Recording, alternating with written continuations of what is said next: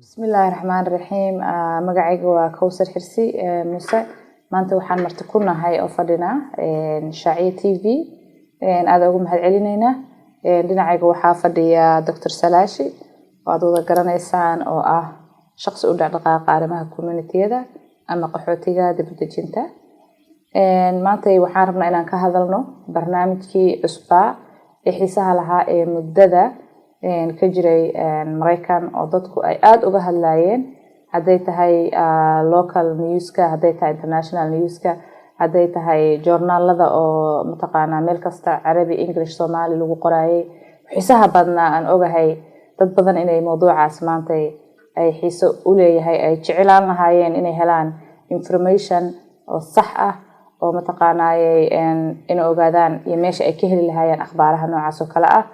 Marka maanta waan faraxsanahay waxaana la jooga Dr. Salaashi wuxuu nooga hadli doonaa arrimahaas. So Dr. Salaashi, first tell me about yourself. Who is Dr. Salaashi? Thank you, Kawsar, Musa, and the STV program for inviting me to give you a brief about the Welcome Corpus program.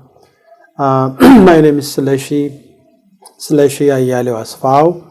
I'm the president and CEO for ETSS Tawahido Social Services, one of the refugee immigrant serving organizations in Central Ohio, helping the new arrivals here in Columbus to establish roots here and also facilitate their integration to become productive members of our society here in the United States. So ETSS, 20 years ago, we established to serve initially the Ethiopian community, but in 2005 we expanded our services to the larger refugee migrant community because the services and the gaps and the challenges is really the same. So we identified the need is there, so we expanded our program to serve all refugees who are coming from I think over 70 countries that now we are serving around Central Ohio in areas of employment, English as second language, health and wellness program, community participation and engagement, and also one of the largest youth program that really from 4 or 5 years old up to 24 years old. We have so many ranges of programs, summer camp, after school program, youth employment program, cultural competency or cultural enrichment program for our kids. So we have a very comprehensive and holistic approach that it's really a family focused whole person model and holistic and culturally appropriate service that we are providing. Thank you so much. Before we go to the next question, I will say in Somali, a little bit in Somali about what ETSS does. ETSS waxa waaye hay'adda marka hore loogu talagalay inay caawiso dadka Ethiopianka ah, laakiin markii la arkay inay baahidii badan tahay oo qaxooti badan wadankan soo degayo, waxay go'aansadeen inay hay'adda balaariyaan oo qof kasto surface-ka la siiyo waxyaalaha ay qabato. Hay'addan waxay jirtaa 20 years, 20 sano jirtaa oo surface siinaysa Central Ohio. Waxyaalaha ay dadka ay caawiso waxa waa dadka luqadaha aan ku hadlinin oo English kan ku hadlinin si ay ugu caawiso haday turjumaad tahay, haday tahay shaqasiin, haday tahay dadka ay shaqo la raadiso, haday tahay youth programs kiina dadka caruurta ay ka caawiso, haday tahay summer camps waqtiyada fasaxa iskuulada loo fasaxo summerka inay caruurta ka caawiso kala program ayaga ay dhiganayaan. sidoo kale waxay caawiyaan cultural competence training siyaan mesela hospitaalada oo kale dadka professionalska oo la shaqeeya dadka immigrantga ama new americanska bay train gareeyaan. Sidoo kale waxa waaye resettlementiga oo qaabilsan dib-u-dejinta qaxootiga. marka maadaama dib-u-dejinta qaxootiga ay la shaqeyso ama resettlementiga, mowduucan waa mowduuc la xiriira hay'adan. marka sidaas baan go'aansanay maanta inaan Dr. Salaashi ka wareysano. marka su'aasha xigta aan weydiinayo Dr. Salaashi waxa waaye su'aalaha badan uu ka jawaabay, laakiin waxaan u gudbaynaa su'aalihii mowduuca maanta halkan aan soo fariisanay oo aan maanta aniga asaga volunteer ku nahay inaan ka hadalno mowduucan muhiimka ah. marka su'aasha labaad aan weydiinayo waxay noqonaysaa Dr. Salashi, can you please tell us what's CORPS or what is PSG? Thank you, Qatar. It is not only you, all of us around the world that people are calling about what this Welcome Corps or privately sponsorship group program, because it's new for all of us actually. Of course, not in Canada, and I think other countries implemented before. But on January 19, 2023, the President Biden or Biden administration announced the Welcome Corpus program, or known as PSG, Privately Sponsorship Group Program, to allow Americans to privately sponsor refugees around the world. This is really a very good opportunity because it opens the door for Americans really to sponsor, because there is so many displaced people around the world, over 100 million nowadays, and most of them are refugees. So for the Biden administration of President Biden, doing this really very, very encouraging.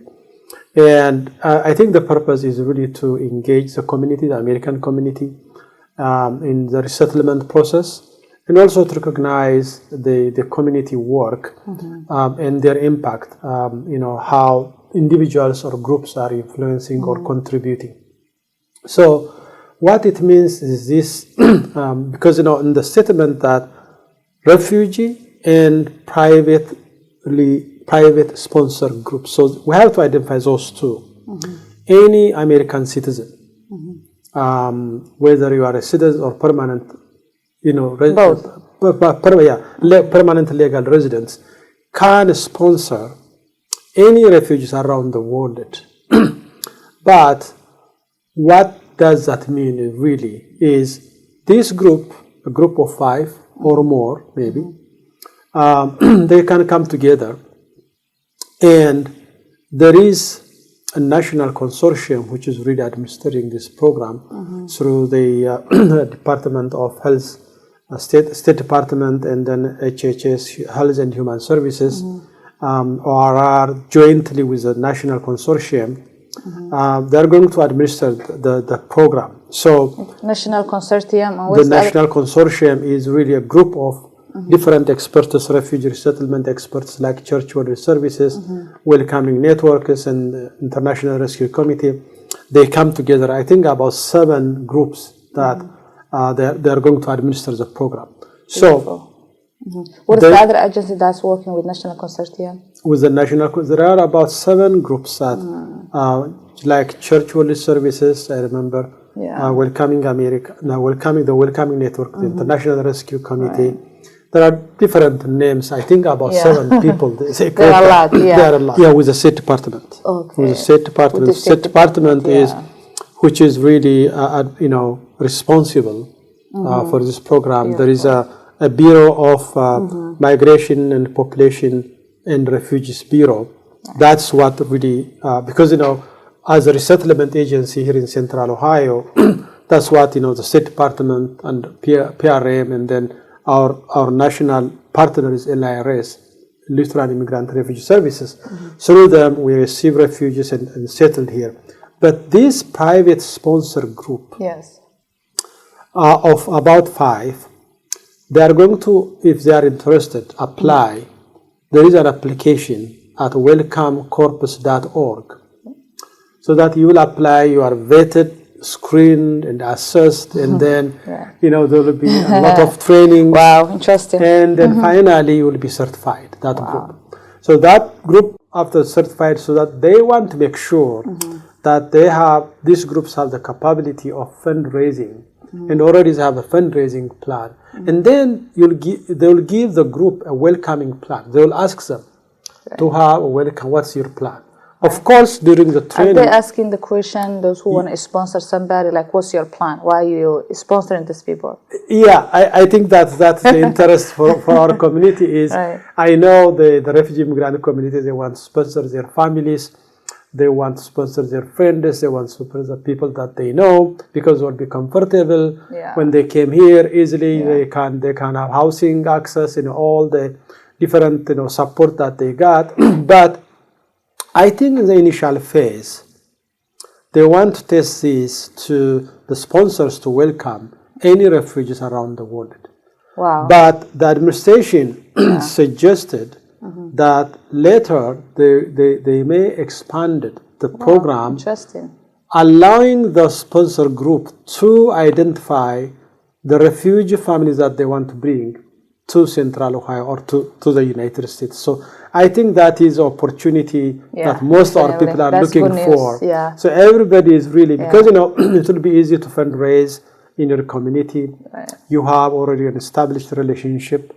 So the refugees that they came, that you identify whether related or unrelated, you will be more comfortable to bring and then provide them housing, and maybe you can share your apartment. So I think our community is really looking that. But I think my recommendation is, it is good to register right now, and you can even identify your interested group to bring. The coordinating group, they will say, okay, you can wait for some time. Right.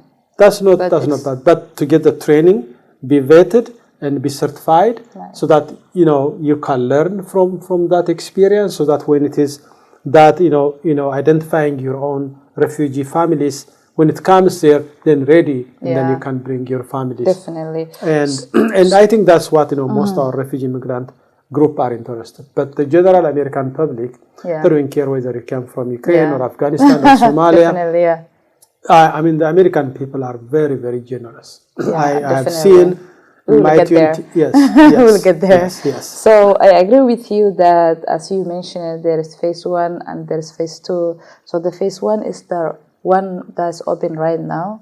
And that is the one that will sponsor any refugee. Yes, any refugee. So you don't have the decision to sponsor somebody or somebody who's your family member. This is just they will decide. They have the decision.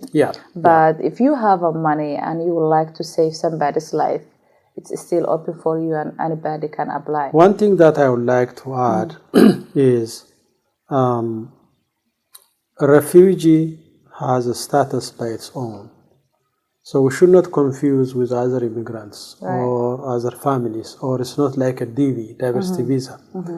This is specifically for those refugees who has been given a status by the United Nations High Commission for Refugees, a refugee status. Not only that, they have to be, recruited or applied to the U.S. Refugee Administration Program. Wow. Those are the ones that you are going to apply and bring, or they once the group have been training and everything, they will match refugees to that specific group. If somebody is thinking about to sponsor somebody, they have to first verify is that person registered refugee. Yes. That is what the underlining. Yes. Everybody has to understand, so that every family they call you from Mogadishu or Addis Ababa. Please take me and sponsor me. No, that's not the case. Yeah, definitely. So they have to be refugee. These are for displaced people. For example, forcefully displaced individuals or families. Yes. So, for example, if you are born in Somalia and you live as a refugee in Kenya, or if you are born in Ethiopia but you left in Ethiopia because of war or other issues, you may be qualified this program, but still you have to have some kind of registration or status that you are a refugee. So is that also has a certain time, like for example, is that says like you have to be a refugee for 10 years or 5 years? No, I don't think that will. Well, maybe those the U.S. Refugee Administration group program may have that kind of criteria, but they have a lot of criteria. Security, Homeland Security is involved, the safety, the health, and all that screened. There are so many variety of factors, and it takes a long. I mean, before it was very easy, but after 9/11, that, and also after the previous administration, very, very slow vetting process, and people stay for 1 year, 2 years, 3 years, 4 years, even to finish the process. Yeah. What is the eligibility? We're talking about there's refugee status back in Africa or wherever. If you have a refugee, you are qualified. But for example, those who are in Columbus, if they want to sponsor someone, what is the requirement? The criteria to sponsor is number one, they have to be 18 and above. 18 and above. They have to be citizens or permanent legal residents. And then capable of fundraising capability, and also willing to take the training and the certification program, and also they are capable to do their welcoming plan, and then they are willing to assist in the initial resettlement, which is accepting, welcoming at the airport. Right. Provide them some cultural orientation. You have to find them housing. You have to find them basic needs like food and shelter. They have to help them. You have to help them. The group has to help them enroll in school. Right. Wow. English as second language, work for development, employment program. At least the first 90 days. Okay, first 9 days. Are responsible to make sure that these refugees came to be self-sufficient. Wow. And in some cases, throughout the year, they have to follow really transportation. You have to provide them transport. That's what the group has to take that undertaking, so that you have to know your limitations. For example, maybe the group for the initial start, you can bring 1 refugee, or maybe 2 or 5. Yeah. Depending your capacity. You have to go to your community. Look, we are registered now. We are certified. We are going to bring X number of refugees. We need your help. Yeah. You have you can demonstrate your capacity to mobilize volunteers. Definitely. Too. For our refugee immigrants, it will be more comfortable if you reunite the families. For example, if the husband is here already, but his wife, his children. This is a perfect program for them, because already that the husband has house, apartments, everything is ready. They have the bed, they have the TV, the system. And there's that's really good program, and I know a lot of our people are expecting that to start it, to identify refugees, refugees, and bring them to Columbus. Yeah, definitely agree with you. Family reunion. Yeah, family reunion is very perfect for our community, but.